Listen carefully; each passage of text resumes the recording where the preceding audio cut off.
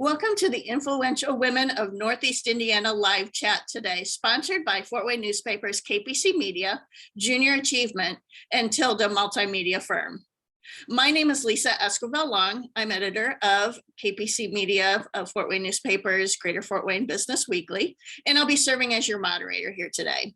We're holding this event in October, which is Women in Business Month. So for the next 2 hours, you'll have the opportunity to hear from 14 interesting and diverse women who have made an impact in their career field, as well as in their communities, many of whom have overcome difficult odds to do so. We believe their stories will inspire you and perhaps give you ideas of how you might climb the business ladder or start a business or go to school to get some additional professional education, all while juggling a family, a home, and your life. So we also think that many of you will want to do business with their companies or get involved in supporting their charitable organizations. So you can read more about the influential women in a special section that we're going to be having in all our KPC newspapers tomorrow and Saturday, including write-ups on the 2 honorees who were not able to be with us today. Those are Michelle Brown Stoller of Carson LLP and Amy Lehrman of Cat Sapper Miller. So we've divided our honorees into 2 groups. In the first hour, you'll have a chance to hear from, we have here Amy Ballard of Three Rivers Federal Credit Union, Kimberly O'Connor, Purdue University, Fort Wayne, Lana Kiesling, City of Fort Wayne, Megan Zwick, MKM Architecture and Design, Kara Kelly, Asher Agency, Sherry Early, Incremental Development Alliance, and Tisha Marie Strasser of Bring It, Push It, Own It. So they'll each tell you a little bit about their careers and how they got started. And then we'll talk about some of the challenges that women face when they work outside the home, sometimes in fields which have traditionally been more male dominated. So as you watch, feel free to use the Q&A feature and you can submit your questions that you have for the women here. We will answer those questions at the end of the session. So at the end of the hour, we'll take a quick break and then hear from 6 other honorees in that second hour. And those are going to be Ellen Cutter of Greater Fort Wayne, Inc., Erlinda Innes of Willow Tree Shops, Genevieve Meyer of Resiliency Foundation, Ann Epling of First Presbyterian Church, Sarah Payne, Fortify Leads, Shara Poley of Girl Scouts of Northern Indiana, Michiana, and Sarah Loshi of Healing Hands Spa and Boutique. So let's begin. First, I'd like to introduce Amy Ballard. So Amy, can you please introduce and tell us a little bit about yourself? Good morning, everyone. My name is Amy Ballard. I am currently the Assistant Vice President of Branches at Three Rivers Federal Credit Union. I currently oversee 7 of our branch locations where we help our members with their financial wellness and their money matters. But I also like to share that we help our team members with their development. And we really are a talent development company that happens to be a credit union and does credit union work. So yeah, it's a little bit about me. Great to see you today. Okay, well, next up we have Kimberly O'Connor. So Kimberly, can you tell us a little bit about yourself? Sure, good morning. My name is Kimberly O'Connor, and I'm an associate professor and the department chair of the Organizational Leadership Department at Purdue University, Fort Wayne. I'm also an attorney. And so our students that are in the organizational leadership program are tomorrow's leaders. They're studying leadership principles and how to work in organizations going forward. So I teach employment law at the undergraduate and graduate levels, and I'm pleased to be with you today. Thank you. Great. Thanks, Kimberly. Next up is a name some people who are interested in government may know. So it's Lana Kiesling with the City of Fort Wayne. Yes, thank you very much. It's a pleasure to be here this morning. And I am Lana Kiesling. I have been the city clerk of Fort Wayne for, I'm on my 2nd term. So obviously I work for and I'm elected to the city of Fort Wayne. And as a city clerk, one of my duties, I have 3 departments. I sit at the city council table, do the agendas, handle all of the ordinances and resolutions for the city of Fort Wayne, all the contracts for the city of Fort Wayne. I also oversee the Violations Bureau here in Fort Wayne for any violations and fines that are due to the city. And finally, parking enforcement. So I oversee parking enforcement, which not only enforces meters and parking downtown, but also parking within all of the city limits of Fort Wayne. So never had more fun professionally as I've had being elected here in Fort Wayne. And I'm truly blessed. So thank you for having me here this morning. Great. Thanks, Lana. All right. Next up, we're going to talk to Megan Zwick. Megan, please tell us a little bit about yourself. Hi, I am Megan Zwick, Director of Operations for MKM Architecture and Design. At MKM, our passion lies in considering spaces that promote the health and well-being of people of all ages and abilities. So essentially, we are in the business of designing meaningful places for everyone. And in my role, I oversee everything from HR and finance to IT and contracts. And I'm excited to be part of this today. So thank you. Great, welcome. All right.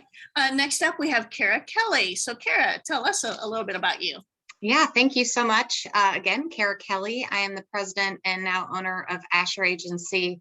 Asher's been around about 50 years. We are a full service ad agency with 4 offices around the country, one here in Fort Wayne, Indianapolis, Charleston, West Virginia, and Washington, D.C. We have a team of about 35, so specializing in franchise work, higher education, governmental relations, and yeah, a little bit of website development, creative design, as well as social digital media. So a real privilege to sit alongside all of you and to be recognized. It's an honor. So thank you. Great, welcome. All right. Next, we have Sherry Early. Sherry, tell us a little bit about you. Sure. Good morning. And like my colleagues that are here on the screen, I'd like to say thank you. And I am honored that I'm being honored today. My name is Sherry Early. I am the executive director of an agency called Incremental Development Alliance. We are a national nonprofit educational organization that teaches individuals, advocates, and elected officials how to do development. Great. All right. And last but not least, we have Tisha Marie Strasser. So Tisha Marie, please tell us a little bit about you.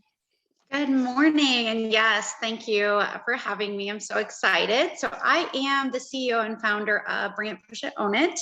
And our mission pretty much is to make sure that we are utilizing joy, movement, and connection to heighten mental health, overall wellness, and that self-love within the individual. Our first mission is girls. First and foremost, will always be girls and women. And then we also provide this for our adaptive community, and we have an athlete initiative and our co-ed within our community. That's what we do. Great. Well, thank you to all of you. We got some feedback or somebody there. So, okay, so we're going to go to our first question that I'd like to pose to the panel. That's this. Our core purpose of this event is to inspire women to progress in their career, to hear how other women have become influential in their businesses or their communities, and to expand our audience's network of potential mentors. So please take a minute or so to talk about how you were able to become successful, what your greatest triumphs have been, and what your professional journey has been so far. So let's start with you, Amy. Sure. I would attribute my success to the ladies that went before me that paved the path for women in leadership. There are not a lot of women in leadership roles in the financial institutions locally, and it's kind of a newer concept. So we're working very hard to overcome that change and increase the pace in which women that have leadership roles in the senior leadership seats. So I would also say that my greatest accomplishment so far has been helping ladies find their career dreams. And I really love it when we're able to push someone forward whenever somebody gets after it and goes for their dreams and make those happen. I personally started as a part-time service rep at the credit union, and I've held every position between that and where I currently am. So I've had 7 different roles in the 14 years that I've been with the credit union. So my last two positions have actually been created for me. So it's been exciting to watch the growth over the last 14 years at the credit union. It took us about 83 years to become a $1 billion financial institution, and it's only taken us a couple more to become $2 billion. So it's very exciting to watch the growth, and just can't wait to see what the future holds. Wonderful. Okay. All right. Well, let's go next to Kimberly O'Connor. Thank you. Much like Amy, I also attribute my ability to be successful to the women that came before me. They paved the path for sure. So for me, it's something I think about a lot when, I'm faced with challenges. I always, think about what it took for them to pave that path. So being unsuccessful isn't an option, right? For me, there wasn't a plan B. It was always, I put all of my eggs in one basket. This is the job that I wanted. And this is the job that I worked, to get. But women in academia are also kind of few and far between still as well. And so through just, sheer determination and making sure that I followed through on my commitments is, how I got where I am today. So for me, the triumph, was getting this job. I practiced law early on in my career and then transitioned into the academic world when the person who had this job before me retired. So I had to wait patiently and build my resume over time so that when it was time to apply, I was in a position that I could be a successful candidate. And then just surviving a tenure track in and of itself was a little bit daunting. We have to survive, pure critiques of our teaching, our research, and also, service to the community is an important aspect of what we do. So certainly the professional journey was a little daunting at times, but also, triumphing in the end is always a very rewarding feeling. And so just as an organizational leadership department, teaching the future leaders is also part of my job, which is also very rewarding as well.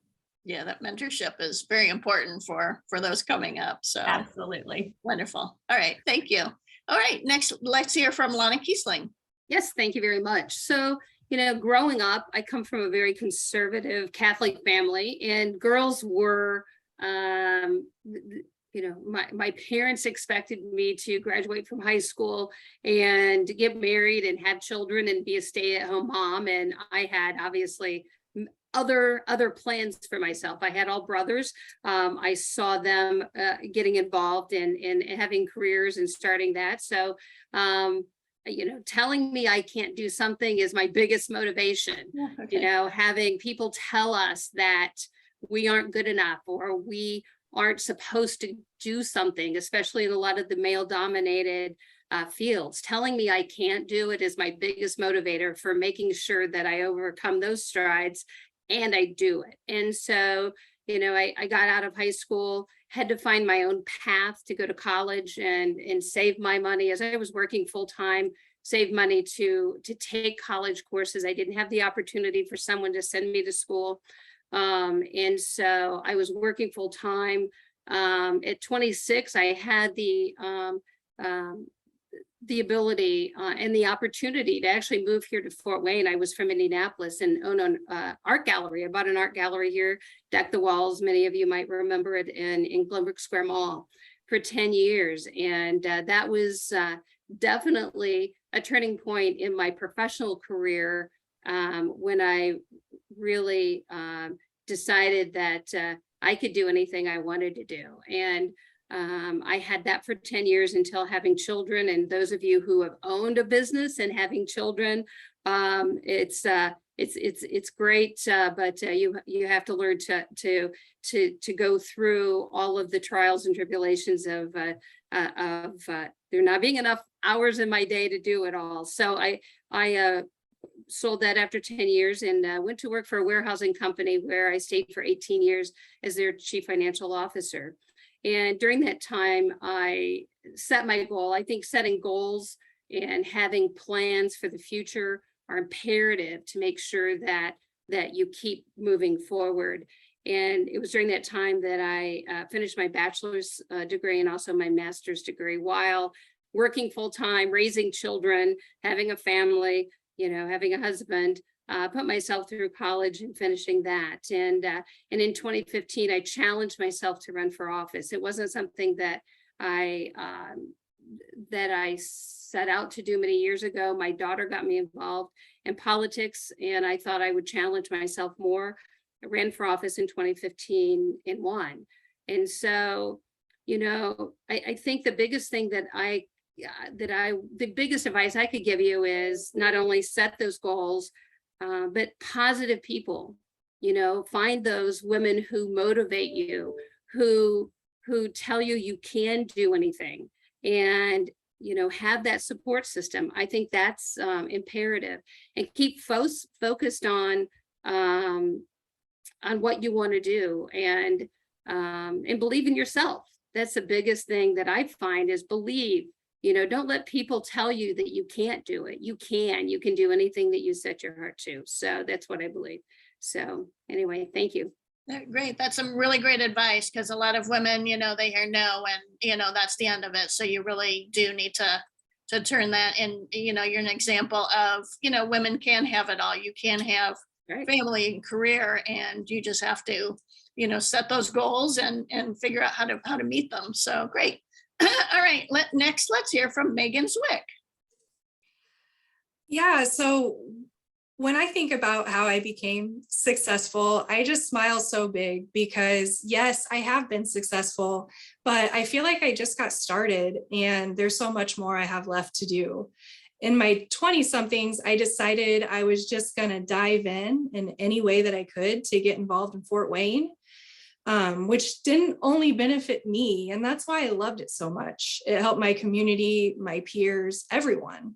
My role in EcoFest, the new workshop, SCAN, and everything else I do just became so involved and turned into a much bigger thing for me. The more involved I got in the community, the more natural it was for me to get involved in my company, MKM. And thank goodness they're huge advocates of giving back and growing up, because I know their support has been instrumental in achieving my goals, my triumphs. And to be honest, this feels like a huge triumph. Being noticed for the time and work I put into everything that I do, recognition and a big thank you doesn't always seem to happen. And it does stink walking away from huge projects and accomplishments without that pat on the back sometimes. So being nominated and chosen for the Influential Women class of 2022 is something I never imagined, and it's so fulfilling. I can't tell you how shocked, grateful, and over the moon I feel right now. So great. You're part of a great class. We had a lot of nominations, but, we chose the best of the best, and we hope in the future to hear stories from those other women. So thanks very much. Okay, and next we're going to go to Kara Kelly. Yeah, I think that my best advice as young women coming up in whatever industry that you're in is to be brave, be courageous, take chances. It's kind of been, I guess, the mantra of my life. Going back to college, all my friends were going to IU.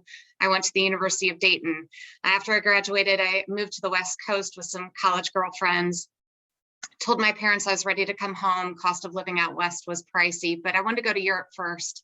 And they said, Kara, why don't you get a job and just take a break, go work over there. So I moved to Croatia and I got a job in Croatia. I mean, that was 05. I think the war ended in 01. So it was brave and just awesome experience. And then I came home and was with another ad agency here in Fort Wayne and was happy, but was offered to have a conversation with the folks at Asher. And I thought, well, gosh, I have a good thing. Should I leave it? Well, I took a chance, and moving over to Asher, they believed in me. I was named president of the agency in 2016, so 6 years ago. and talk about taking a chance. We got acquired by a holding company, and we just, due to several reasons, COVID, the loss of a significant client, we were going through hard times. And when you're owned by a holding company or going through difficult times, you are an efficiency. You're not an individual, you aren't people. So I got with my business partner and said, oh my gosh, let's do something crazy, and approach them about buying ourselves out and becoming local and independent again. And we got it done. So it was scary, courageous. And so that would be my advice. Was my biggest accomplishment and triumph, if you will, but always take a chance, believe in yourself.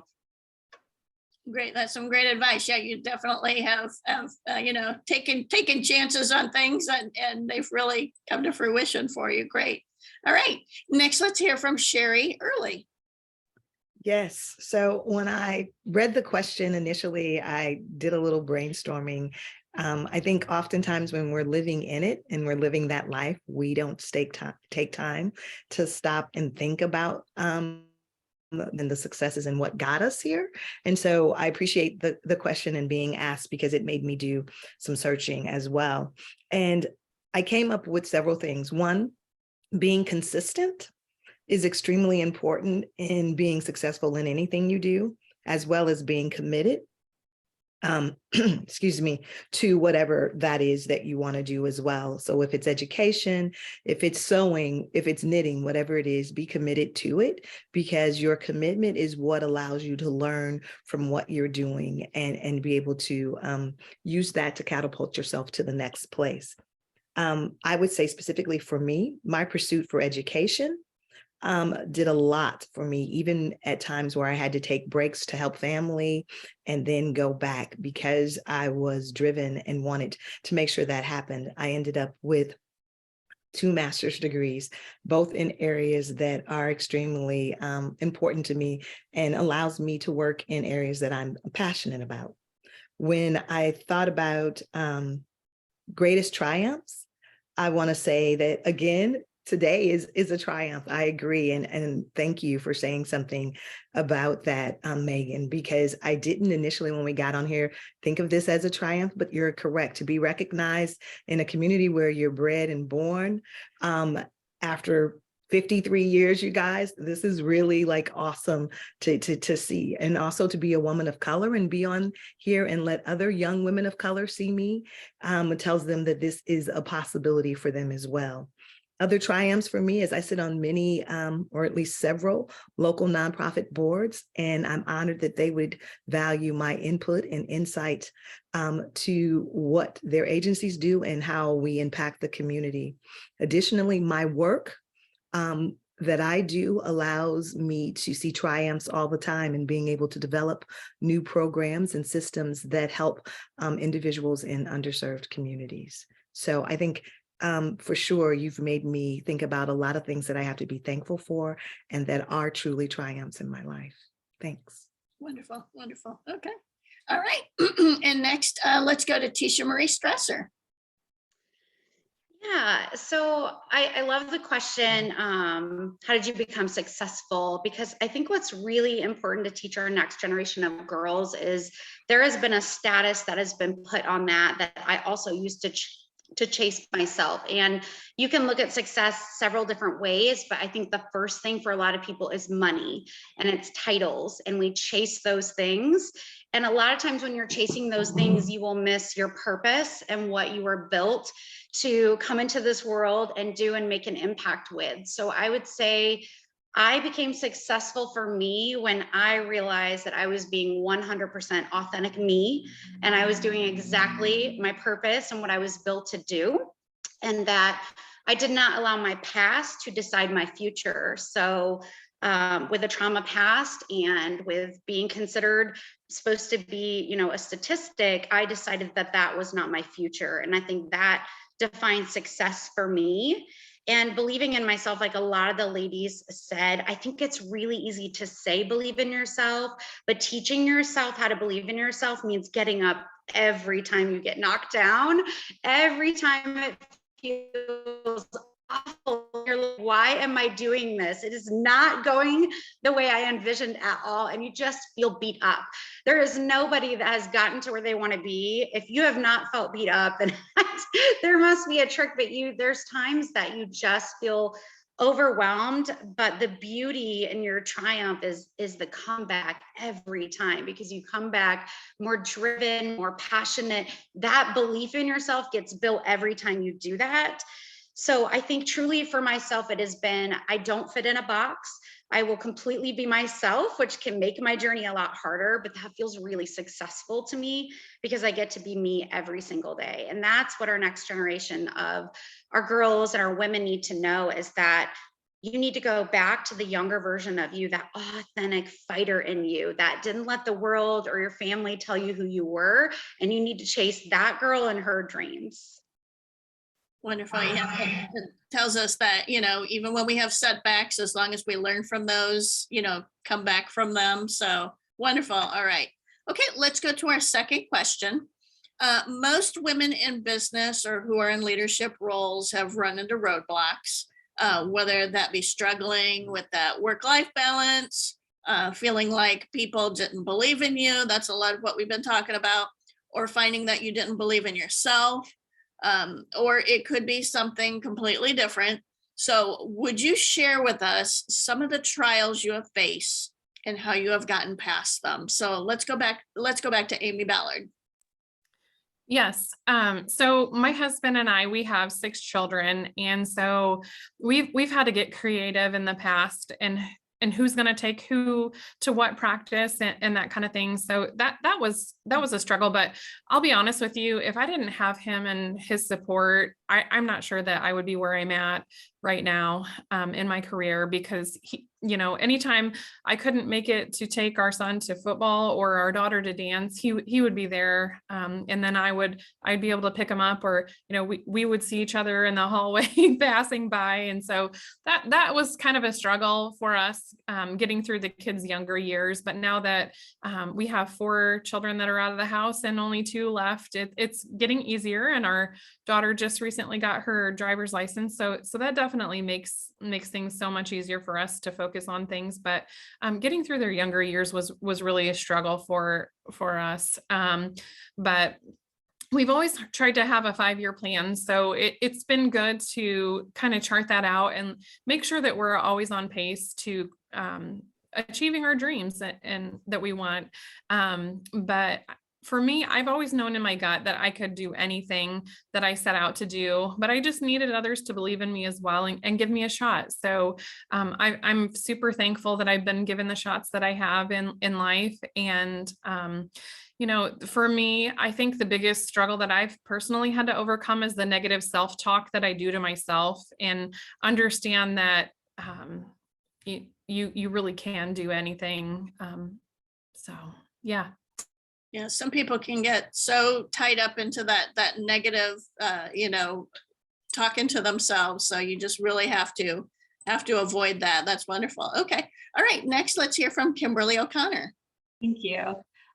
Also, much like Amy, I think the biggest challenge is sometimes that work-life balance. I have 3 teenage daughters, and they are my absolute joy in life and my first priority. And so making sure that I set my boundaries has been important. Of course, recognizing what is most important in life. And then, the time management aspect, I think, is something I still struggle with. I can't say that I've perfected that by any means, but just making sure that, knowing when I'm most productive might be before everybody wakes up, for school in the morning, and using that time to my benefit, or, delegating tasks when I can. Also seeking out, like Amy mentioned, others who are supportive has been so helpful. And I've been so lucky with a supportive family, and also, supportive mentors here in my job. Again, those wonderful women that came before me and, mapped it out. This is how you can be successful and balance work and life responsibilities. But I like Amy's idea also, the 5-year plan. I don't know if I'm quite that structured, but I do try to make a good plan and stick to it, because I think that's kind of just how I make sure that I can survive sometimes and get through my to-do list as best I can. But certainly I think the biggest struggle is that work-life balance, but it's doable. It's definitely doable. And I think that's an important message for the young women who are, paving their path currently. Great. Okay. All right. Next, let's go to Lana Kiesling. Yes, thank you. I too have life balance is my big thing in this arena. I have 7 children and 11 grandchildren now between my husband and I. So it's never a dull moment in our lives. And you face a lot of roadblocks, and I think having contingency plans for those roadblocks and kind of figuring out, okay, if this happens, where do we go? How do we move into place? And as you know, having careers and having children and being a part of, nonprofits and, boards and stuff, every day has a different priority. I mean, you might wake up and today, you have 10 things in work that you have to get done, and you get to the office and one of the kids is sick, and so it's immediately being able to turn on a dime and change your priorities for that day. We've all been there. And is having those plans in place. It's a juggling act some days, right? And nothing on your list that you had at 8 a.m. gets done anytime because priorities change. Some days my office is my priority. Some days my family is my priority. And it changes a lot. The biggest turning point I think that I faced was when I talked about when I had my business in 1988, and my husband was diagnosed with cancer, and it set back my life for several years. Changed my priority. It actually changed my outlook on life. It changed, before that point, my focus was on my career. And at that point, I realized that life is short. You have to set your priorities based on everything. And that was a turning point in my career, in my life, when I realized how fragile it actually was. And so, as I said, we juggle everything every day. And when I know that I have a problem or I'm having a struggle going forward, it's sitting down and praying a lot when I want to give up, because as you know, we all face it. You have a point in your day or the week or the month where you just want to sit down and give up. You can't keep going. But we do it. We're all amazing women, and you sit down, you pray about it, you think about it.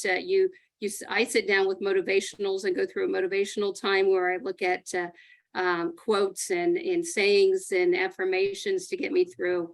And your attitude also is everything. The attitude that you have, stay positive in doing it, and never lose sight of those goals and plans, though. But thank you.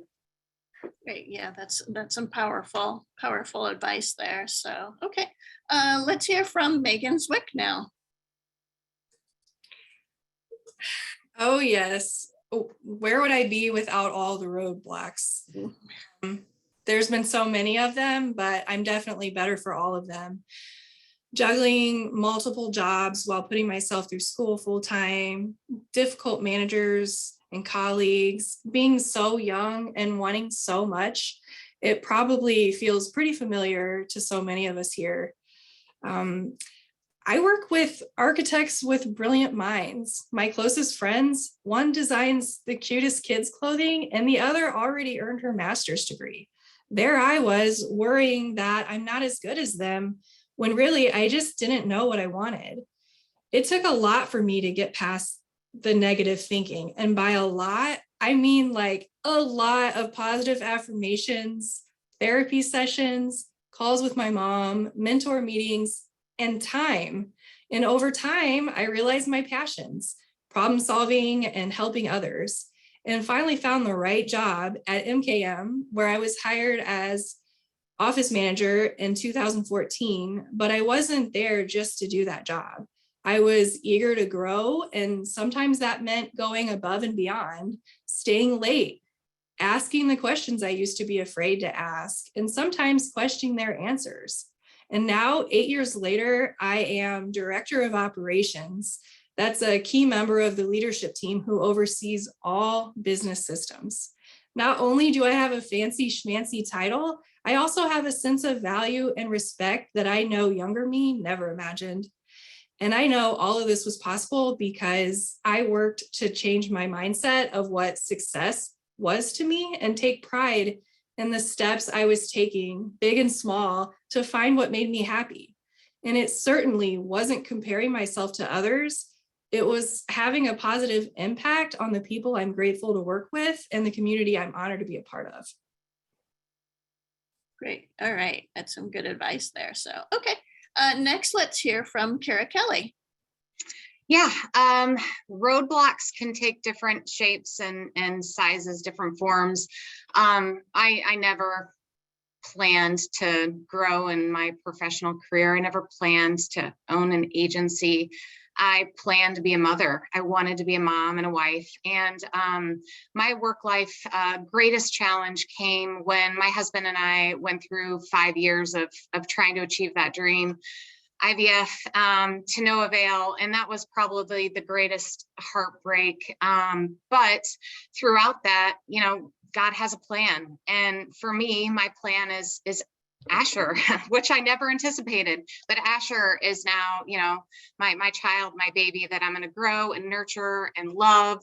And so just always be ready to embrace the challenges that you don't foresee and the path that your life takes that you can't ever anticipate, and just give it your all throughout that time frame. My other advice, and I know you've touched on it, is always prioritize yourself. One of my mentors once told me, Carrie, you can't help anyone around you if you don't put on your life mask first, your air mask. So take care of yourself, carve out time for yourself. I love to have yoga, a little mental, physical sanctuary for me a couple times a week. If I don't take care of myself, then I can't take care of those around me. So yeah, just make sure that you carve out that time for you. Definitely good advice there. Yeah, for yourself. So, okay, let's hear from Sherry Early. So some of the trials that I've had would be much like what most women face in the workplace, and in some cases, maybe a little bit more difficult. But what I will say is that it took me a minute to learn this, but I decided that roadblocks were no longer roadblocks, but opportunities. And when I changed how I thought about what was going on, how I reacted changed as well. And so the best advice that I could give any young woman or any woman that I'm mentoring is to think about how you look at the actions and things that you're facing and place them in a light that allows you to be successful no matter what you do with it, no matter what the outcome is. And then you're able to move forward, in my opinion. I will say that it took personal growth for me to get to that point. And the people that I manage, and when they come to me and they say, we have a problem, I rephrase it and I says, no, we don't have a problem. We have an opportunity. And let's talk about how we're going to deal with the opportunity. And, you know, it doesn't always turn out to be great for everyone. And it doesn't always turn out to be great for you. But the opportunity, I guarantee you, will teach you something that you can carry with you and teach someone else. The other thing is, I think as I've been going through my life and my career, I was always looking for validation of value from my peers and from the positions that I held. And again, it took me some time, but what I had to realize is that I'm enough. I'm enough no matter what. I'm enough. If I come in on my worst day, I'm still enough. And knowing that allows me to be my authentic self and operate from a place of love about me and me loving me that I wasn't always able to have. I have a 15-year-old daughter that I get the opportunity to take to school every day. And I try to tell her the same thing, things that I didn't know that I so want her to get early so that she can be the most wonderful and most powerful person that she can and live the best life she can. And a lot of what we do in our careers and how we live out our lives depends on us and on our own perspective of who we are and where we want to be. Great. Yeah, that's some great advice about self-worth and so forth and how it affects others. Great. Okay. And let's hear from Tisha Marie Stresser. Sorry, the last one was so good because we know teaching the value of knowing your value and being enough is the key factor to being successful in all areas of your life. I would say, to be completely honest, I was my biggest roadblock for the longest time. I had a lot to learn just because of the background that I come from, not having a lot of experience in just different concepts, and then creating a nonprofit, you become everything. So you have all titles. So if you're not good at something, you better get good at it. So there was a lot of roadblocks of, I was such a strong young woman growing up, moving out at such a young age. I didn't know how to ask for help. I spent a lot of years doing way too many things with the independent women syndrome and not asking for help, not surrounding myself with women that did want to help. So I was my biggest roadblock. Once I learned that I was part of the problem and I shifted my mindset and I began to learn and absorb and continually teach myself to pivot, because nothing is ever going to go the way you want it in my world. So it was a constant, okay, that didn't work. What's next? Okay, what's next? How can I look at that? How can I go about that? And that just shifted it for me. And nothing really feels super heavy anymore. I think the same things happen. And I think, all right, well, we've seen that a million times. You're no longer the roadblock. So what are you going to do to get past that? How can you have a relationship or in a way show other people what you're trying to do and change that? So I think that really learning that you are so valuable and that being successful means surrounding yourself with other people who care and want to help is how you're truly going to get to your ultimate best self. All right, great. Okay. All right, let's go to our last question. What advice would you give to women watching today who might be interested in pursuing a career in your field?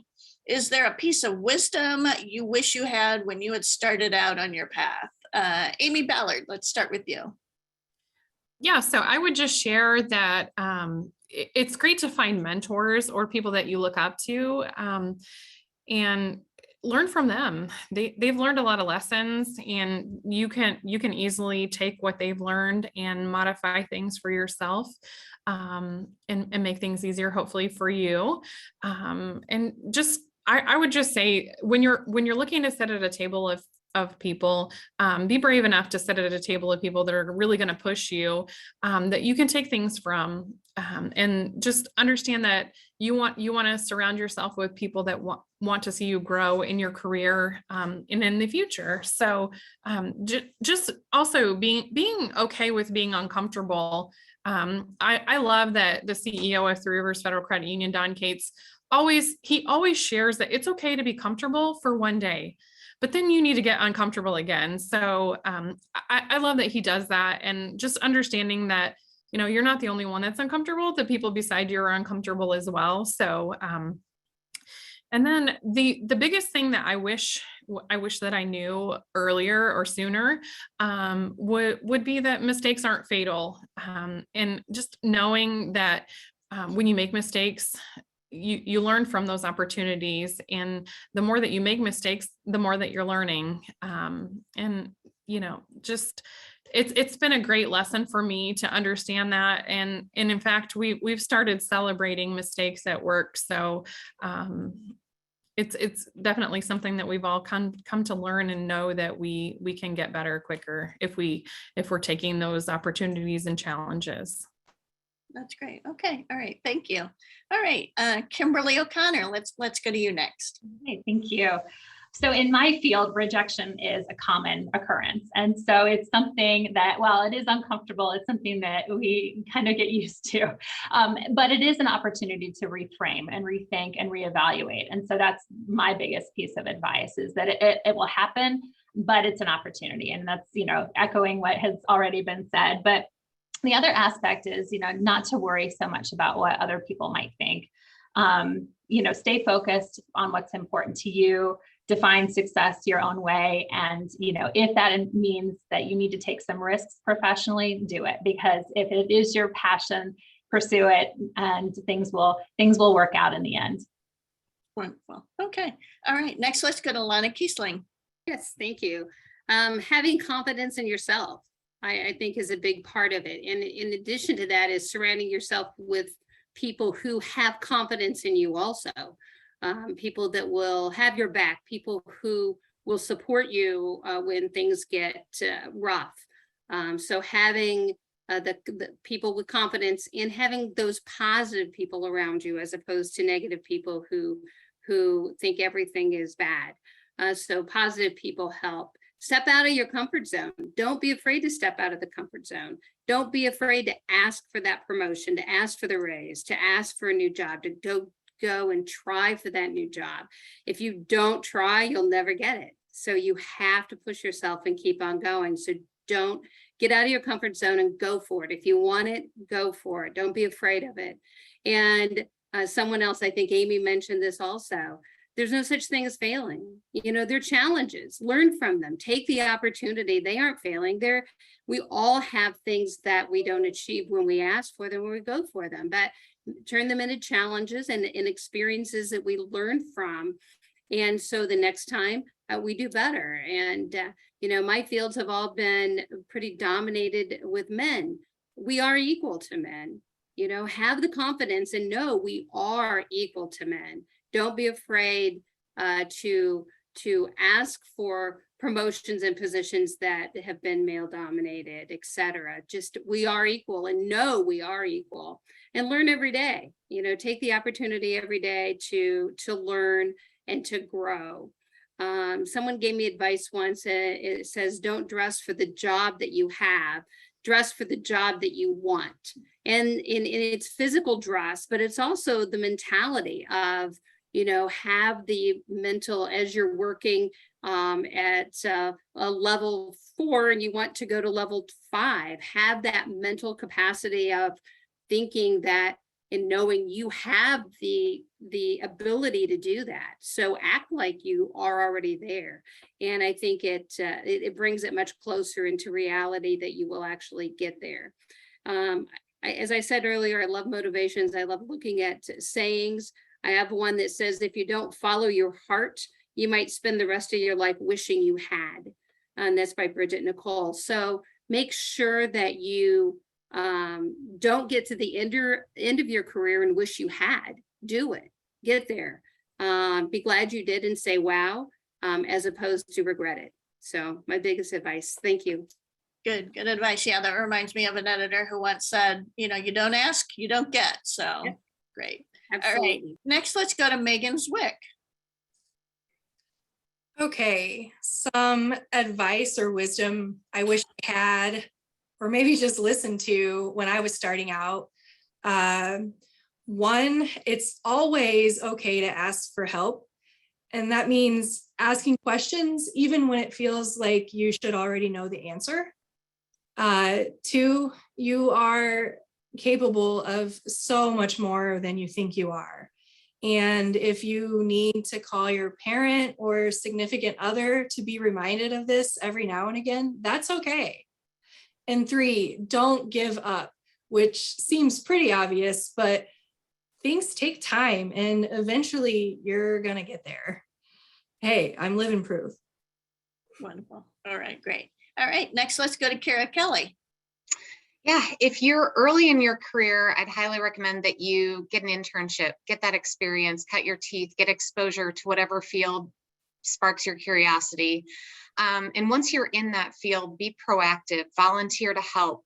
I come in early and leave late. I try to make myself available, and I did that in my career growing up, if you will. So take initiative and follow through, I guess, would be my advice. All right. Sherry Early, what advice would you have? I echo Kara in saying, when I looked at some of the notes that I wrote down, I said, accept and look for as many experiences as you possibly can in the area and the field that you think you might want to pursue. Dig in, volunteer, do an internship, travel the world, do as much as you can, because those experiences and those connections that you make will help you identify your best you. And again, I didn't know that until I actually did it myself and realized, one, I'm not a cold weather girl. I'm going to have to leave here. And so I got to find something that's going to allow me to be in the sun. I spent a year and a half working and writing policy in New Zealand on the North Island. And I will tell you that that was the best me I had ever met. And meeting her allows me now to understand what I need to be full, to be happy, and to be the best me.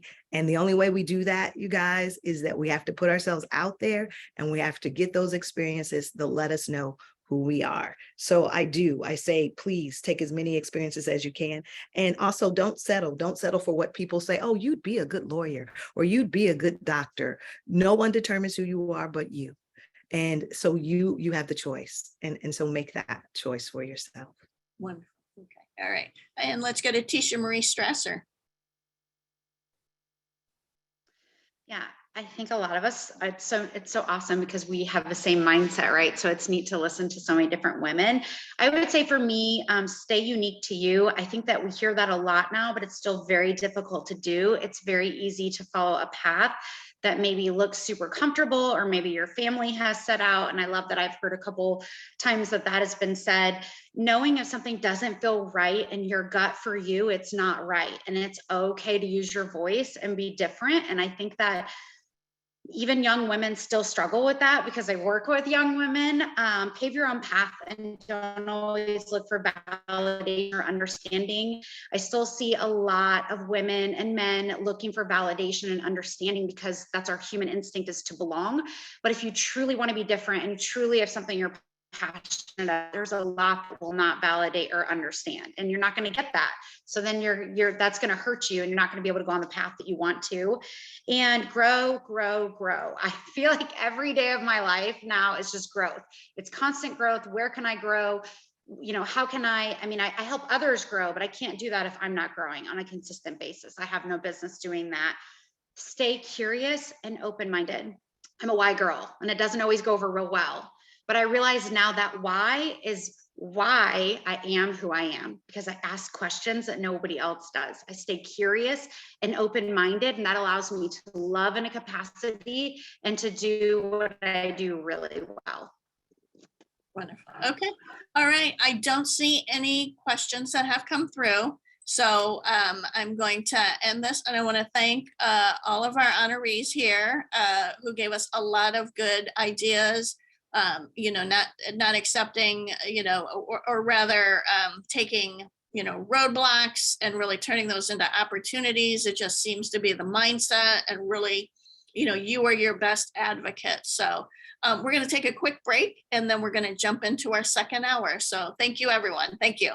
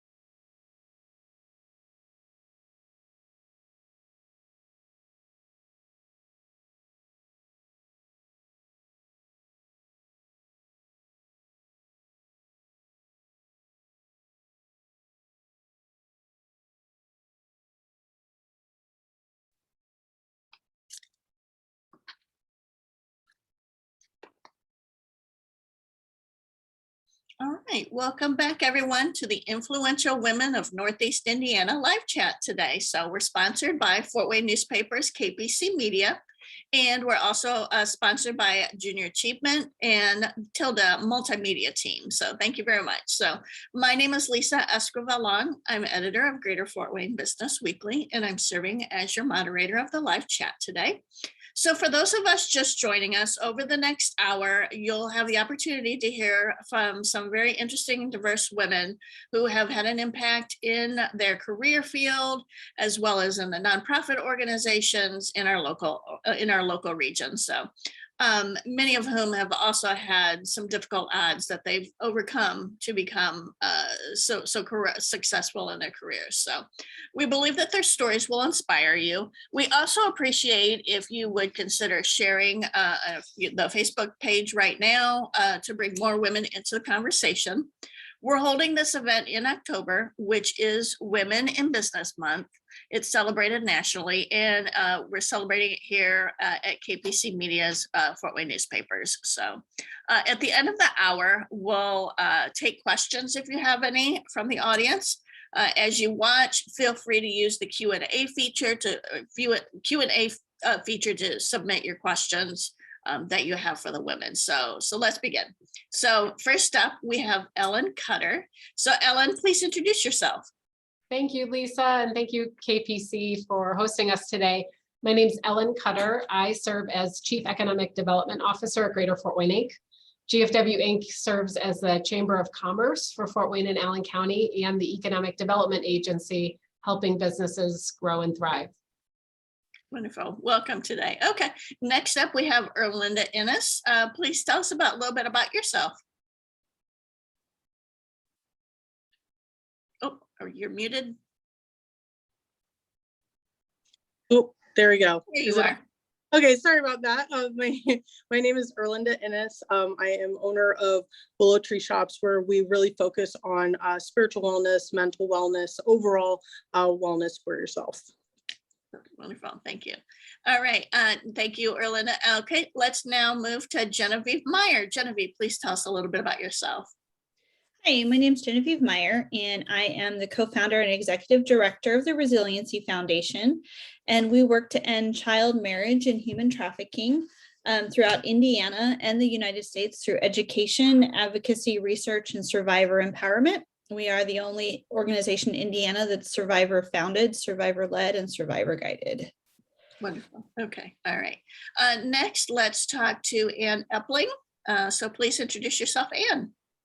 Hi, thanks for having me. I'm Annie Epling. I'm the pastor head of staff at First Presbyterian Church in downtown Fort Wayne. We are the oldest continuously operating church here in Fort Wayne, about 650 members. We have an active day school, a theater, a gallery, a music series, a Korean language ministry, and everything else that comes with the church. Wonderful. All right, great. And next we have Sharon Poley. Sharon, please tell us a little bit about yourself. Good afternoon. I'm Sharon Poley. I'm the CEO of Girl Scouts of Northern Indiana, Michiana. We build girls of courage, confidence, and character who make the world a better place. And we serve about 4,000 girls and 2,500 volunteers in Northern Indiana and Southwest Michigan. Great, wonderful. Okay. And I think maybe Sarah or Sarah Loshi is connected with us here. Is that you, Sarah? Hi. Hi. Tell us a little bit about yourself, please. Well, my name's Sarah. I'm from Fort Wayne. I was born and raised here. I own Healing Hands Spa and Boutique, Southwest. We opened in October of 2019, so we're fairly new and very small. I run Fort Wayne Makers Market and Healing Hands Night Markets, and those are some pretty awesome markets in Fort Wayne that we've been doing the past almost 2 years. Well, that's me in a nutshell. Great. All right. Okay. And let's hear from Sarah Payne. Hi, I'm Sarah Payne. I'm the executive director for the Schweitzer Family Foundation, and we oversee two major initiatives, Fortify Life and Fortify Leads, where we focus really on being impactful and innovative in our community. Fortify Leads is our leadership development program. I started at DeKalb Leads, and now we're looking to grow the initiative across the region and beyond. And Fortify Life is our poverty elimination programming. So currently our most recent project is we recently purchased a hotel in Auburn, and we're converting it into a solution around homelessness for our community. So a lot of diversity we do in our work. I also want to just say thank you, KPC Media, for hosting this event, and also so honored to be recognized with such amazing women. So thanks for having me. Great, great. Thanks for being here today. Okay. All right. Well, let's start off with our first question. Our core purpose of this event is to inspire women to progress in their careers and to hear, how other women have become influential in their businesses or their communities, and to expand our audience's network of potential mentors. So please take a minute or so to talk about how you were able to become successful, what your greatest triumphs have been, and what your professional journey has looked like so far. So let's start with Ellen Cutter of Greater Fort Wayne, Inc. Thank you, Lisa. Okay, so I think there were 3 questions there. I'll try my best to hit on all of them. My greatest triumph so far is where I'm at today. I love my job. I love serving this community.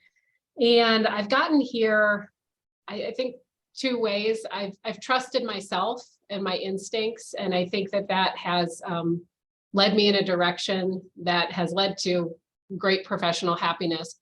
But I've also surrounded myself with coaches in both my personal and professional life that I can learn from. My professional journey didn't start where it hasn't ended up where I would have expected if you had asked me, when I was younger.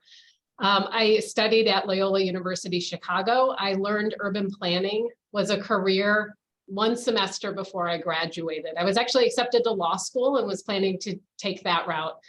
But I don't know, my heart felt that it wasn't the right thing to do. So I actually took a gap year. I volunteered with AmeriCorps and served as a project manager for a port district in rural Oregon, met a lifelong professional mentor in my boss, Chuck Daughtry, out there.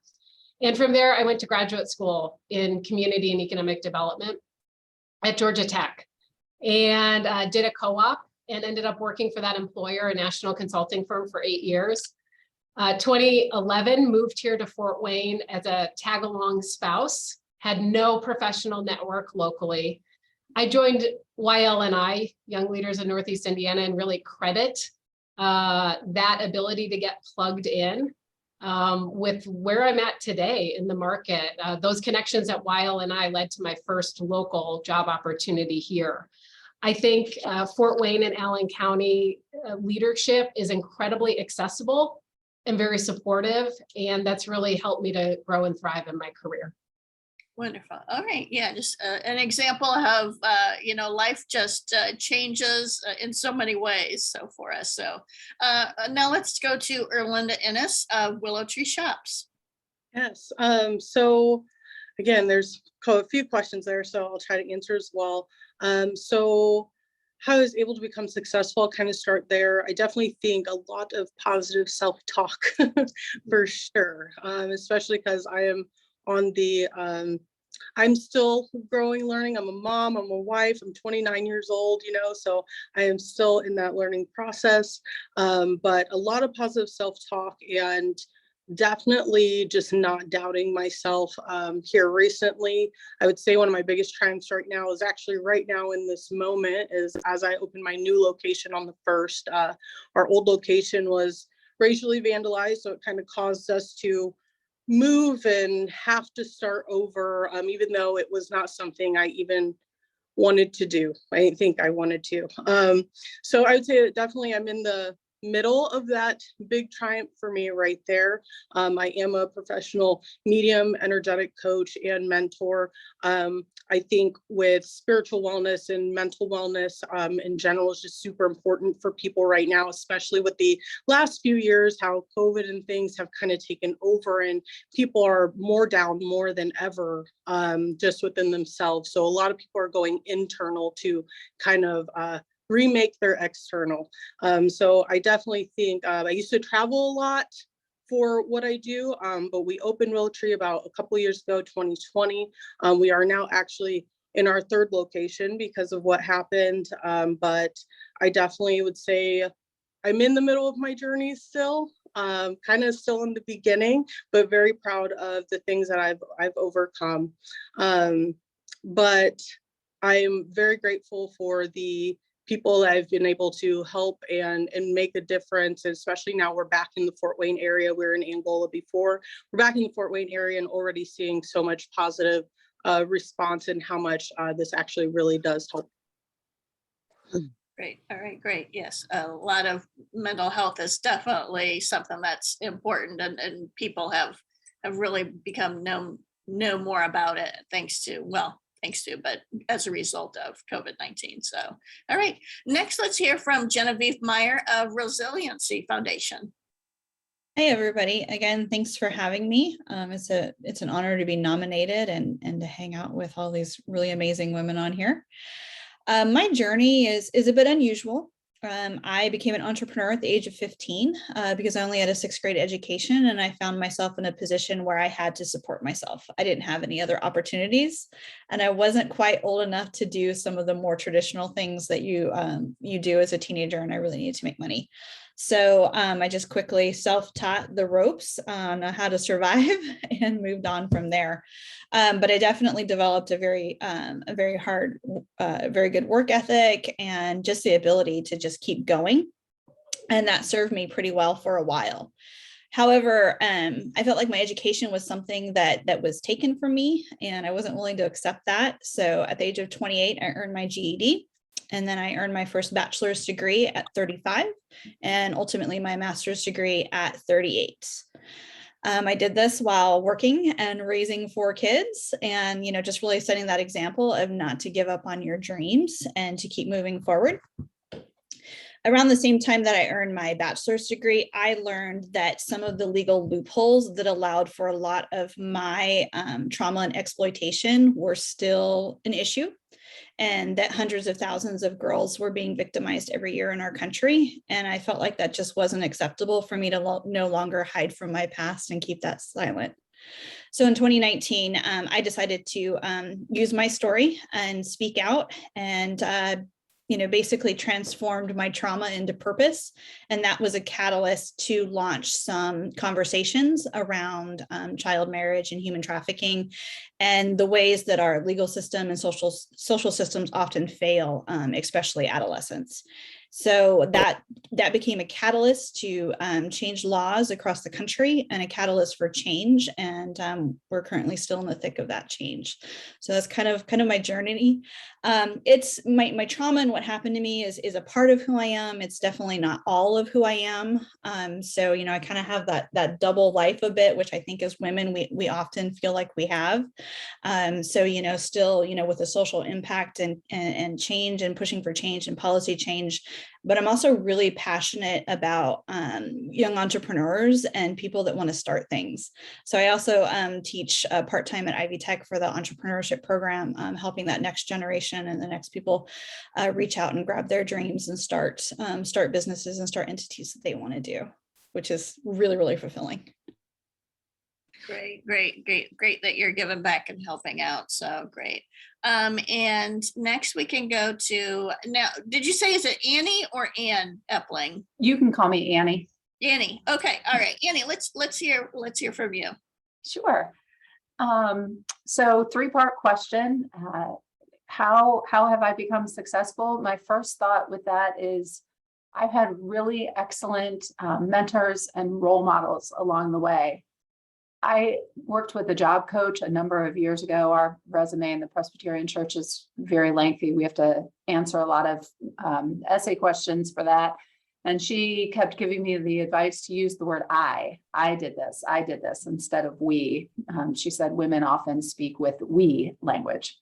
And so I did that. I changed that, but I remember it made me feel kind of odd because while I lead, I don't do everything on my own. And so I definitely, count on and rely on people around me to accomplish what I've been able to do. my journey started off in a way I never really thought, in that I got married and moved to Stevens Point, Wisconsin, small little town, one Presbyterian church there that had a much loved minister who was not leaving anytime soon. So I was given the opportunity to start a nonprofit ministry there that worked with a number of churches in the community to train people to be caregivers and provide supportive services. And somebody saw in me what I didn't see in myself and said, here, we think you can do this. And I did. I started that. It's still going. And I never thought I would do that sort of work, but absolutely loved doing that nonprofit community organizing, and still try to bring that into my ministry here at First Pres about how can we as a church get involved in our community. And, you know, with triumphs, I've been the first woman pastor at both churches I've served. I served a church in St. Louis for 18 years. I was the first woman there, and that church was started in 1833. And I am the first woman head of staff at First Pres, and we were started in 1831. Wow. In fact, I'm told I was the first woman they even considered and interviewed for the position. So that is really shocking when you consider that we've been going for 191 years and I am the first woman. So I guess in some ways that's my greatest professional triumph, but also hope to help women who are also coming up in the ranks. And I guess we'll talk about that later. Great. All right. Thank you. All right. Next, let's go to Sarah Payne of Fortify Leads. Thank you. So my career journey has, it sounds, been a bit like everyone else's, in that there's a lot of things that were planned and a lot of things that were a little unexpected.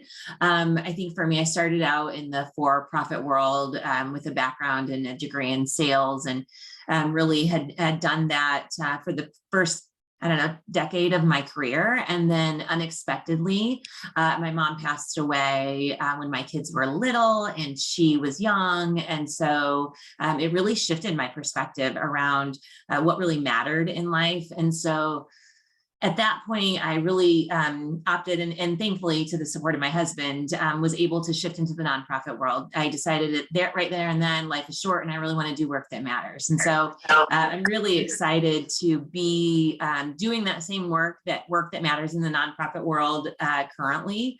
I love the work of Fortify Leads in particular, because it really does focus on growing new leaders in our community. I'm particularly passionate about women, but our organization welcomes all leaders in all stages of their development and their leadership growth journey.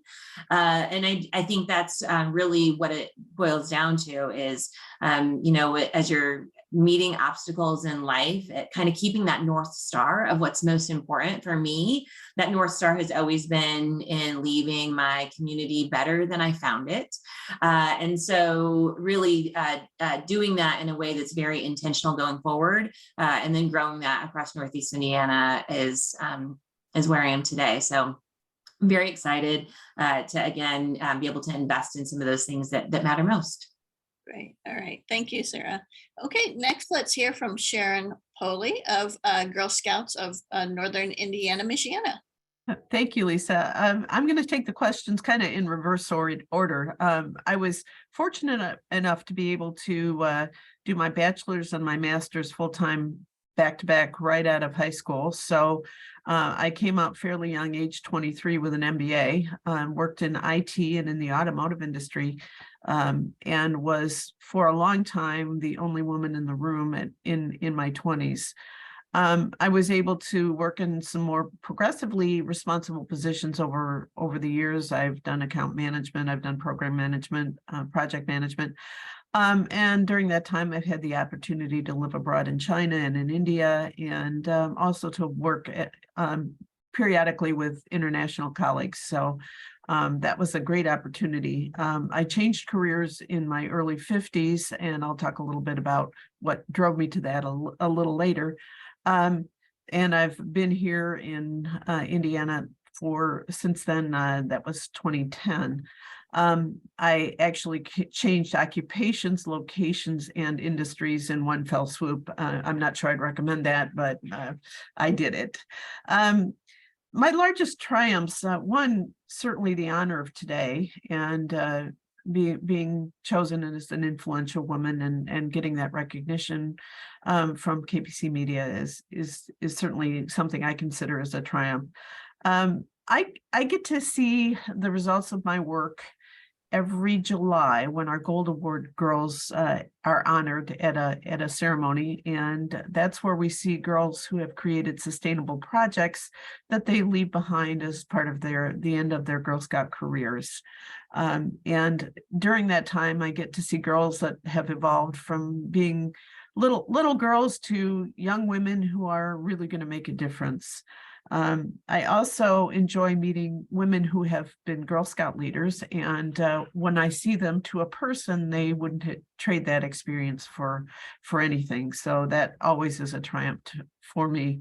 And then kind of in a more professional way, there are a couple of times where I've contributed to a large team that really made a difference to the industry or the organization. In one case, I worked with a large team that worked on an IT outsourcing for the largest IT outsourcing event in the ever up until that time, and we actually won a lot of business, so I'm pretty proud of that. And recently worked with a group of CEOs who serve girls in Indiana from Girl Scouts, and we got a $15 million Lilly grant that's going to make a real difference for girls in Indiana. So I consider that a real triumph.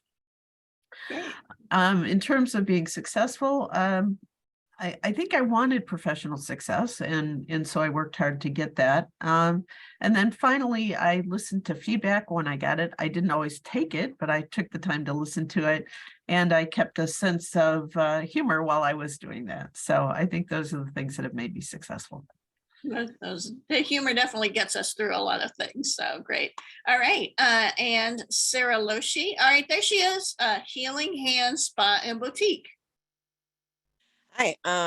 So there's so many things that other people have said that I agree with in so many ways. And I think, let's see, I mean, I guess I'll just start.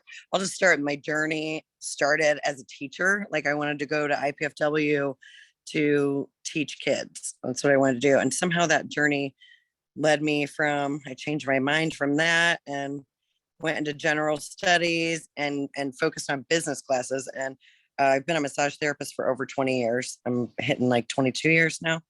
And I've been a skincare therapist for 9 years. So I've always wanted to have a spa. It would just make sense for me to have that business. I went to school to focus on advertising and marketing, and I even took an accounting class, even though I never wanted to do that. But just to know how to run my business and how to do things correctly. And the markets that I run came out of having that spa. So I think I knew right when I graduated from massage school after like my first 3 jobs that I did not want to work for other people, and I wanted to do my own thing. And in Fort Wayne, if you get a skincare degree, you can also do massage legally, which I very much disagree with and hope that changes in the near future. Maybe I'll be a part of that change. But bottom, so I wanted to start a place where I would hire massage therapists who were actual massage therapists and skincare therapists to do skincare jobs rather than a skincare person to do both of those things, because I just don't think that that's right. I don't feel like it's really fair to the massage therapist who went to school much longer. And so, I wanted, and the way I pay people, just the way I do things at my spa, I really want to make a change or be the change, I guess, rather than make the change and hope that other people do the same thing. And if somebody that's a therapist is running the spa, I figure I can really relate with the people that are working for me. But I don't know, I feel so grateful and touched to be a part of this group. I think that all of that college and all of the hard work that I've done, it feels like it's so much, but then also I feel like my journey just started and it just began like a year ago when my market started, and there's so much more to come. So, well, that's all. Okay, great. Thanks, Sarah. Okay. Well, let's go to our second question, and it's most women in business or who are in leadership roles have run into roadblocks, whether that be struggling with a work-life balance, feeling like people didn't believe in you, or finding out you didn't believe in yourself. So, or it could be something completely different. So would you share with us some of the trials you have faced and how did you get past them? So let's start again with Ellen Cutter of Greater Fort Wayne, Inc. Oh, the program's too short to dive into all that. It's hard to distill it down. I would say the biggest roadblock for me was access. I was going through old papers this past year and I came across information about a scholarship I received in undergraduate, my undergraduate studies. And it was a scholarship for underprivileged youth. And it was a real light bulb moment for me. I never really thought of myself as that at the time, but looking back just from a socioeconomic standpoint, I absolutely was. I think I've always been a pretty sunny person with a positive outlook. I think a big thing for me has been just not focusing on what I didn't have at the time, but really looking at what I can make do with and how I can use that to build something meaningful and helpful. And shout out to Sharon. I was in Girl Scouts. Girl Scouts and leadership that I learned there was really critical. My parents both worked 2 jobs, but they always found time to volunteer for Girl Scouts, and that was a really important part of my childhood. But access was a struggle. You know, I saw, especially as I got into high school and college, friends of mine, you know, parents and family friends maybe got them really nice career building internships or opportunities that were unpaid. And I didn't have those options, but I would say that allies were critical in helping me to gain that access or kind of remove those barriers. And my first allies were professors, teachers, guidance counselors that helped me to identify opportunities that I simply didn't know were out there. I didn't know what I didn't know. And then along the way, I found that if you show up, you bring your A game, you're authentic and helpful and have a degree of loyalty, professional allies will find you. And so that's been the biggest help I've had in navigating those roadblocks in my career. Great. All right. Okay. Next, let's go to Erlinda Ennis of Willow Tree Shops. So I'm a very purpose-driven person. So I would say that with what I do, it's not the norm. You don't hear it every day as someone's profession. But I would say my biggest thing that's always been a constant trial and to this day still is just kind of having mind over matter on the fact of staying authentic and true to myself in what I do. Just because in different professions and, you know, as life goes on, we kind of mold into what others or our environment thinks of us or wants us to do or be. And with what I do and trying to really bring the authenticity out of people through spiritual wellness or wellness here that we do here at Willow Tree Shops is having to hold myself accountable in that as well. And I think to overcome that, I really had to, again, mind over matter, not let my emotions get to me and realize, okay, let's be grateful and have gratitude for how many people I've helped. And I have to take, you know, if somebody throws a negative at me, kind of transmuting that negative into a positive back into my work. And that goes back to, okay, you know, I've helped 1,000 people this year, you know, and try to just stack positives against the negatives, especially with, you know, what happened to my store a few months ago. That definitely has been probably the hardest. Oh, my camera went out. You're still with us. Yeah. Okay. That has been the hardest thing thing probably in my life that I'm mentally, physically, spiritually kind of dealing with. And again, just having to stack those positives against the negatives. And then it's like now, you know, I was provided with a location 10 times bigger than what my location was before. I'm now helping 10 times the amount of people I was helping before. So, you know, again, just transmuting that energy, that negative energy into positive, and just know if you're being authentic and true with yourself, things are going to line up and things are going to happen for you because you know what your intention and your purpose is. Great. All right, great, thank you. Okay. Genevieve Meyer of Resiliency Foundation. Let's go to you next. Hey, so I think probably one of my biggest roadblocks is, first of all, I'm still waiting for somebody to ask my husband what it's like to be a working dad. That never happens. For me, I think being considered a leader and stepping into leadership roles really early on, I didn't necessarily understand, you know, what that looked like or really what that meant. I think I owe a lot of my success to people who looked at my ability rather than my credentials and my experience. And so I had several leaders that put me into roles that required more of me than I knew that was in me. And so now I do that, or I have done that through most of my adult life. I look at people's abilities and I believe in them, maybe when they don't necessarily believe in themselves. And I always look for them to surprise me. Like I can tell when there's something in there, and with just a little encouragement and fostering and maybe a little additional education, you know, they can bloom and they can keep going. And in turn, I see them now, I'm at an age, you know, I've been doing this for a while now. I see them now doing that with others, you know, that are a bit younger than them, and continuing just that chain of pouring into other people, believing in other people, and giving them that opportunity to really step into that. You know, I was a really quiet, shy kid, and I was a really quiet, shy young adult, and I just kind of put one foot in front of the other and kept going. So even still today, you know, when I'm referred to as being a strong leader, or, you know, when the media refers to me as a leader in the movement, I sometimes don't feel like that quite fits. I think I'm really more of an empowerer than a leader. You know, I try to treat people fairly and with empathy. I try to create a space where people can be honest about what they're going through, what they're struggling with. And, you know, I feel like they can rely on me for emotional consistency and fairness. And so I think that's important in a role with a leadership there.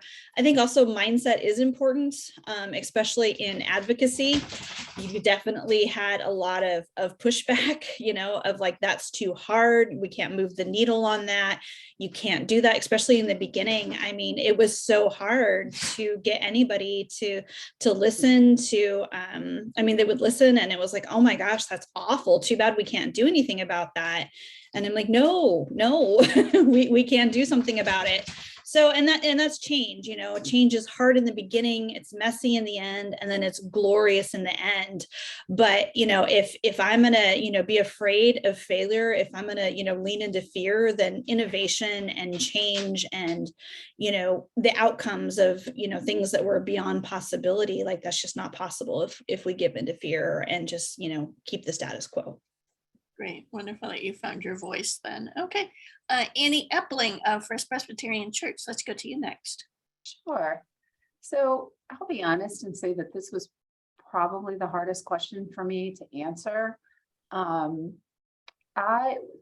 of the reasons why I went into the ministry is that, you know, the world has blessed me greatly, and I felt called to give something back. I think there are a number of ways that people can give back. This is the route that I chose.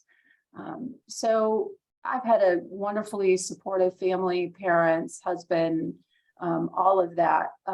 So my trials have probably not been as great as many on this panel, and I am in awe of everybody. I would say I graduated from seminary with my Master's of Divinity at 25, which is the youngest you can receive it, and was ordained a week later. And that is really unusual to be a 25-year-old minister of Word and Sacrament, Reverend in the Presbyterian Church. So most of my early trials came because of my age. because I was so young. I'll never forget when I went to officiate at my first funeral, thought I was the singer. And I had to say, no, I'm the minister. But like many women, I have struggled through the years with trying to find a balance between work and life. I have 4 children. 3 are now out of the house. One's in college, 2 have graduated, but 1 is still in high school. And that's always a struggle. Am I being a good mom? Am I being a good pastor? Am I being a good leader in my community? So that has always been something that I have struggled with and continue to. But I also share this mantra over and over again, and that is we celebrate our successes and we learn from our mistakes. So when I think about trials or mistakes, I hope that I learn from those. And I think it was Sharon who said, you try and learn. Doesn't mean I'm always going to follow, but trying to learn from those trials as I go along. Great. All right. Okay. Next, let's go to Sarah Payne of Fortified Leads. So for me, I think that the journey of Fortify Leads and DeKalb Leads is really an example of overcoming some obstacles and roadblocks.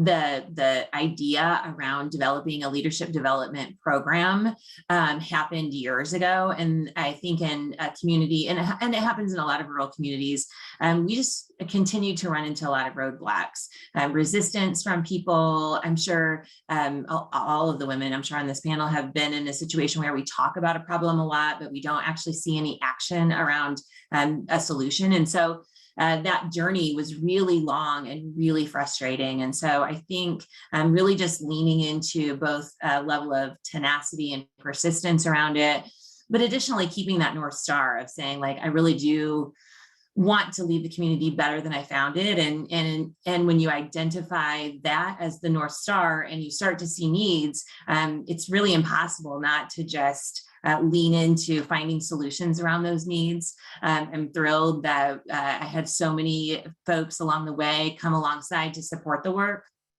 And then additionally, now having a team that is supporting growing the work. And so I think it is just kind of believing in that North Star. And even when you run into those roadblocks, if you stay true to whatever that North Star is, I think that really can lead to that level of tenacity and persistence that oftentimes people can just give up because things become really, really hard. But if you remind yourself why you're doing the work, it becomes much easier. Great. All right. Thank you. Sharon Poley of Girl Scouts. Let's go to you next. Okay. Well, I'm a single adoptive mom. I adopted voluntarily 2 daughters internationally, and I did it in my 40s, so I was well along in my career. And the largest trial was when my youngest daughter from China was diagnosed with terminal brain cancer.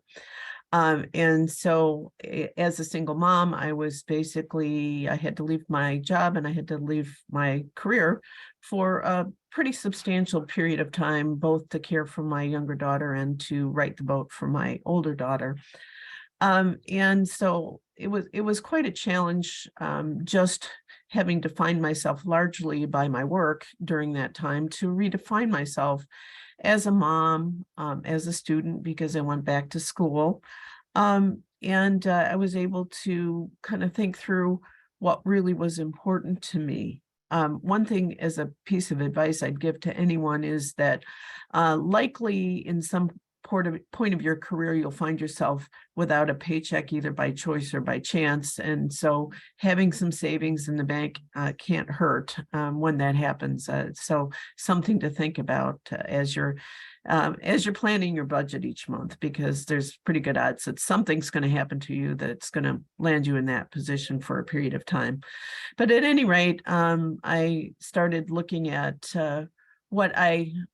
what were my skills and what did I want to do, and was able to kind of line up the skills that I had learned in business with what Girl Scouts was looking for in a CEO, and to convince a board of directors here in Fort Wayne that I had the skills to take on this job, and I must have done a good job, and they must be happy because I've been here for 12 years. So it was quite a difficult time in a whole bunch of ways, personally and professionally. And the other thing, as I think about some of the things I've had to overcome, because I've worked internationally and I moved from a male-dominated culture to a woman-dominated culture when I came into Girl Scouts, having to learn to work in another culture and to be sensitive to the cultural cues so that you can become effective quickly. Because being effective with people is in any position is something you need to do. And then finally, and I've realized this much later in life, the importance of taking care of yourself and exercise, meditation, and bringing your best you to work. And that means that sometimes you have to be first. Great. All right. Thanks, Sharon. Okay. And Sarah Loshi of Healing Hands. Hey, so I would say that COVID, well, the timing of COVID was impeccable for me because we had just opened our spa in October of 2019, and then it was March of 2020. I know it so well because it was like we just started having full books and getting busy, and I could like see the light at the end of this like dark, scary business tunnel that I had just started down, and then we got shut down and the governor shut us down and we had to go a year. I don't know, I mean there was one point where I had like just a total breakdown and thought, I've been doing this my whole life, I've worked, everything I've done has worked, like has led up to this point, and now I can't do it, I can't touch people, like it's kind of like ruining everything for me. And I had to think about what else I could do with my life and really consider like not, maybe it's a possibility I might not massage anymore. This might not be a career anymore. Like it was a really tough thing to swallow. But I ended, and so, I really started looking into the markets and doing other things, but luckily we got to open back up.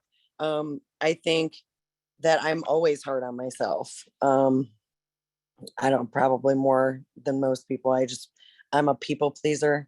I like to make people happy. My boyfriend's always helping me try to keep a balance with that. He's a good one.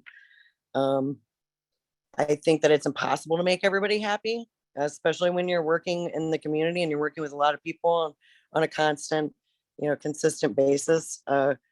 That it's pretty much impossible to make everybody happy. I know because I've been trying. But I try to stay positive. I do a lot of affirmations. I meditate before I go to sleep. I listen to like cloud sleep meditation, which is a good one, by the way, cloud sleep meditation. And I don't know, my kids are really great. I think that they've made things easier for me rather than hard, and always keeping me busy and always keeping me on top of my toes. They keep me on top of my game. And all those things together kind of brought me where I am right now, I guess. Great. All right. Thanks, Sarah. Okay. We've got our last question. What advice do you have for women watching today who might be interested in pursuing a career in your field? Is there a piece of wisdom you wish you had when you first started out on your path? So let's start again with Ellen Cutter. Thanks, Lisa. Okay, I'll try to be quick about this so that we can all stick the landing and end on time.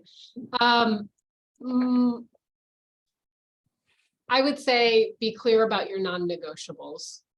That, because everybody's got them in every field, they will come up. Urban planning is a male-dominated field, and it's, to do it well, you've got to be out there in the community. There's a lot of early morning commitments and evening commitments, city council meetings, neighborhood association meetings. To really understand the community, you've got to be out in the community.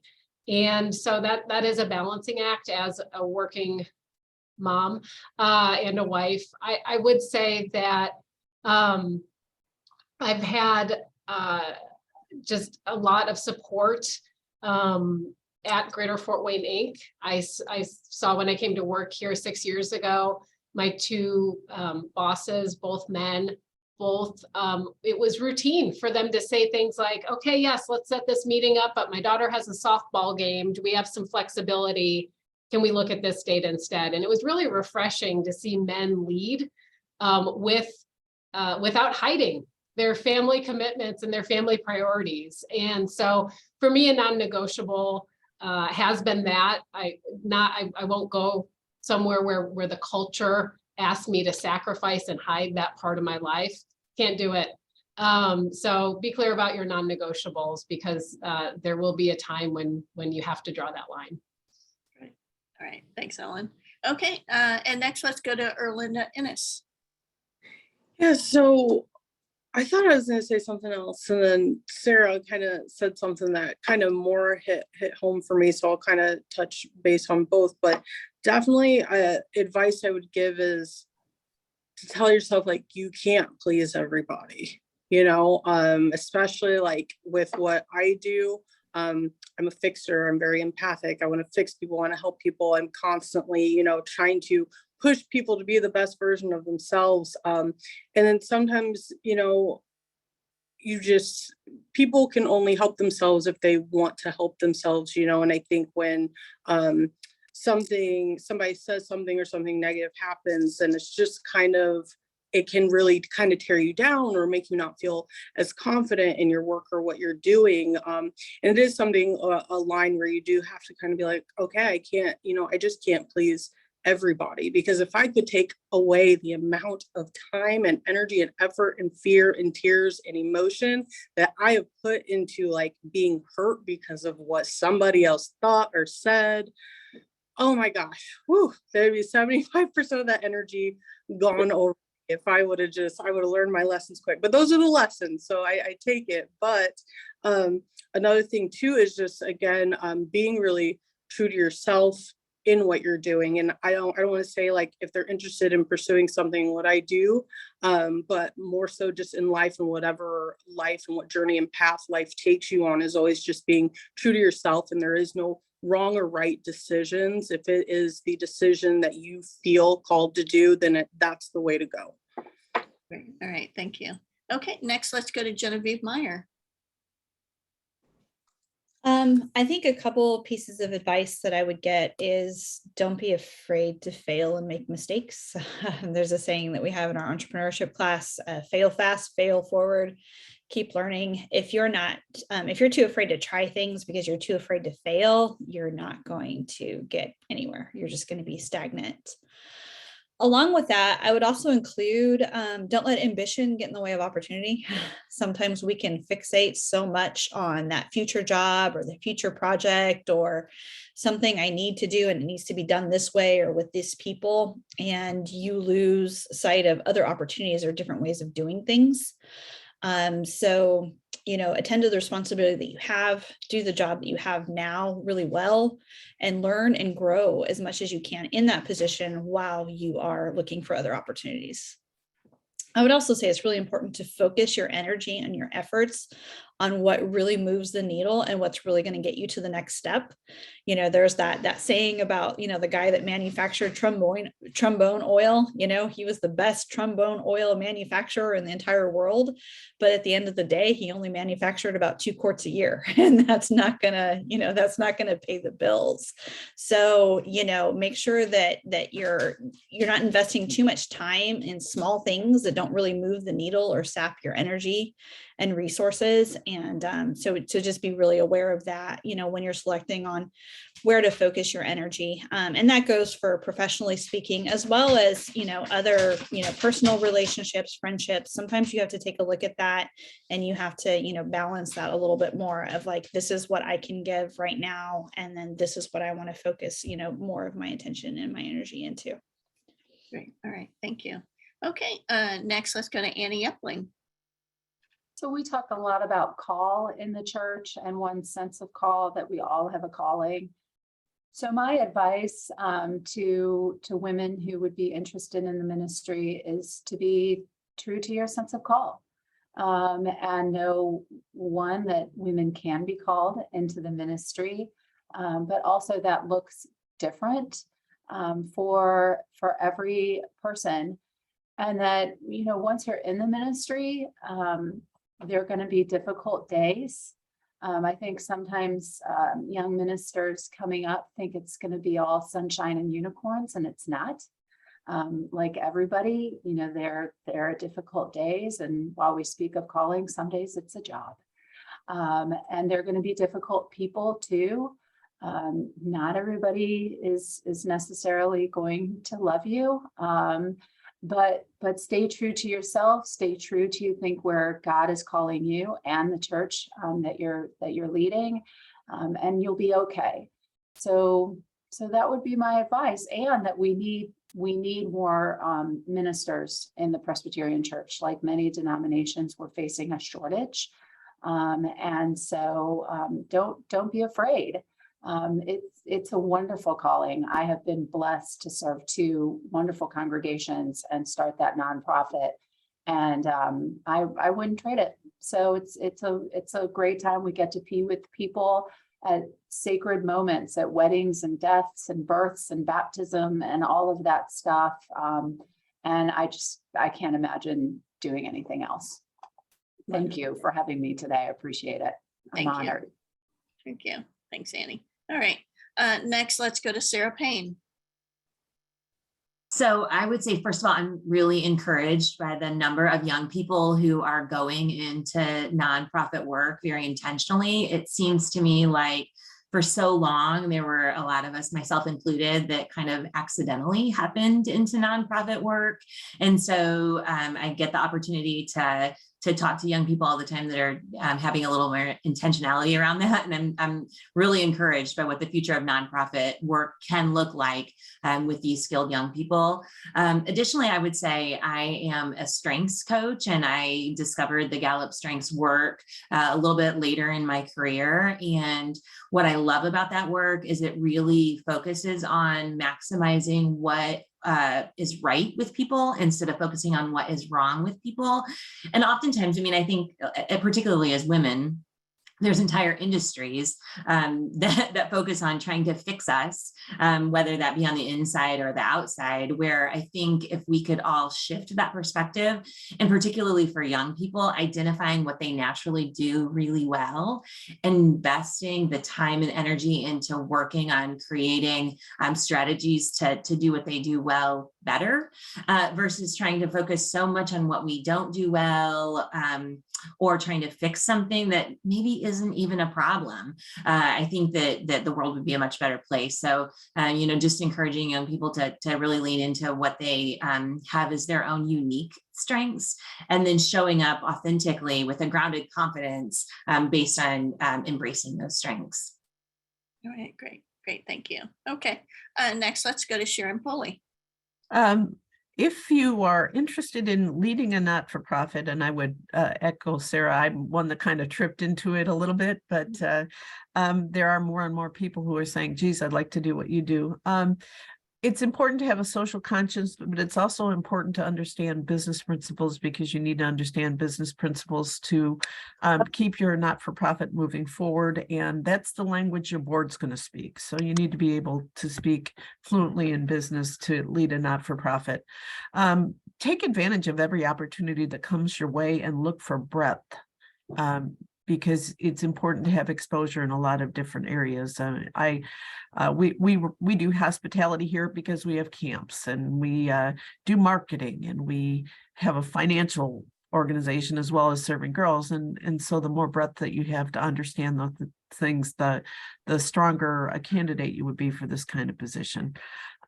Be flexible in terms of location and the roles you take, build your network, and find a mentor. Great. All right. Thanks very much, Sharon. Okay. And Sarah Loshi. Oh, hey. So, well, I would say, my biggest thing has always been working with integrity, and I find that there's a lot of satisfaction in that, for me at least, and not to be afraid to ask people for help. That's my biggest advice to anybody, is not to try and do it all on your own, and to just ask people for help. And it's not that hard. I think having kids prepared me for that and showed me how to do that. because you couldn't do it alone, I mean, much love to whoever can, but I feel like you shouldn't, and you can't, and and you need the help of those around you, and not to be afraid to ask those for help. And there are organizations like SCORE and Small Business Administration and places like that that'll really help you wrap your head around things that you don't understand. Like for me, it was numbers, not my thing.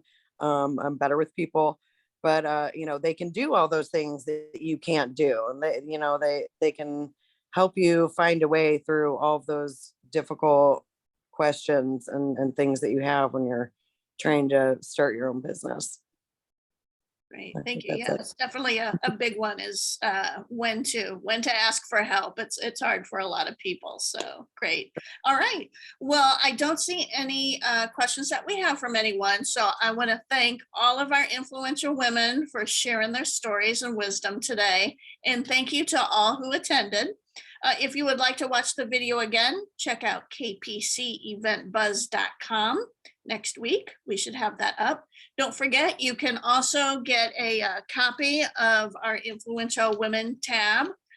That's going to be out in our newspapers. That'll be out, our special section will be out tomorrow and Saturday in our KPC newspapers. And those are Greater Fort Wayne Business Weekly, the Columbia City Post and Mail. We also have newspapers in Auburn, Kendallville, and Angola, so as well. So once again, thank you to everyone for your great advice, and I hope everyone has a great day. Thank you very much. Thanks.